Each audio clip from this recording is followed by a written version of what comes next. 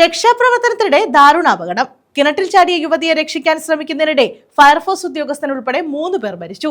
രക്ഷാപ്രവർത്തനത്തിനിടെ കിണറിന്റെ കൈവരി ഇടിഞ്ഞു വീണാണ് അപകടം. കൊട്ടാരക്കര നെടുവത്തൂരിലായിരുന്നു സംഭവം. കിണറ്റിൽ ചാടിയ യുവതിയെ രക്ഷിക്കാൻ ശ്രമിക്കുന്നതിനിടെയാണ് ഫയർഫോഴ്സ് സംഘം ഉൾപ്പെടെ 3 പേർ മരിച്ചത്. കൊല്ലം നെടുവത്തൂരിലായിരുന്നു സംഭവം. രക്ഷാപ്രവർത്തനത്തിനിടെ കിണറിന്റെ കൈവരി ഇടിഞ്ഞു വീണതാണ് അപകടത്തിന് കാരണം. അർദ്ധരാത്രി 12 മണിയോടെയാണ് സംഭവം.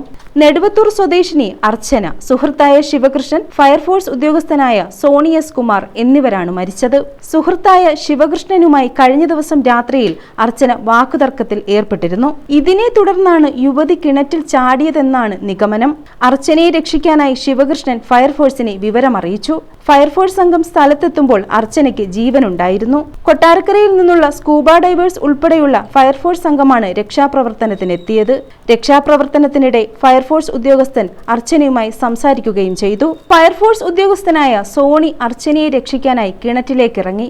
ഈ സമയത്ത് കിണറിന്റെ കൈവരി ഇടിയുകയും കിണറിനോട് ചേർന്ന് നിന്ന ശിവകൃഷ്ണനും കൂടി ഉള്ളിലേക്ക് വീഴുകയുമായിരുന്നു. ഗുരുതരമായി പരിക്കേറ്റ സോണിയെ പുറത്തെടുത്തെങ്കിലും ജീവൻ നഷ്ടപ്പെട്ടിരുന്നു. തുടർന്ന് അർച്ചനയുടെയും ശിവകൃഷ്ണന്റെയും മൃതദേഹങ്ങൾ പുറത്തെടുത്തു. കിണറിന്റെ കൈവരി ഇടിഞ്ഞ് പാറക്കഷ്ണങ്ങൾ തലയിൽ പതിച്ചതാണ് മരണകാരണം. ശിവകൃഷ്ണന്റെ ഭാഗത്തു നിന്നുണ്ടായ അശ്രദ്ധയാണ് അപകടത്തിന് കാരണമായതെന്നാണ് പ്രാഥമിക നിഗമനം. കിണറിന്റെ സമീപത്തേക്ക് വരരുത് എന്ന് ഫയർഫോഴ്സ് സംഘം മുന്നറിയിപ്പ് കൊടുത്തിരുന്നു.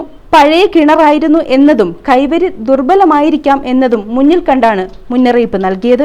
എന്നാൽ രക്ഷാപ്രവർത്തനത്തിനിടെ ശിവകൃഷ്ണൻ മുന്നറിയിപ്പ് അവഗണിച്ച് കിണറിന്റെ സമീപത്തേക്ക് എത്തുകയായിരുന്നു. ഇയാൾ നിന്ന സ്ഥലത്തു നിന്നാണ് കൈവരി ഇടിഞ്ഞ് താഴേക്കു വീണത്. 3 കുട്ടികളുടെ അമ്മയാണ് മരിച്ച അർച്ചന. News bureau, Kottarakkara.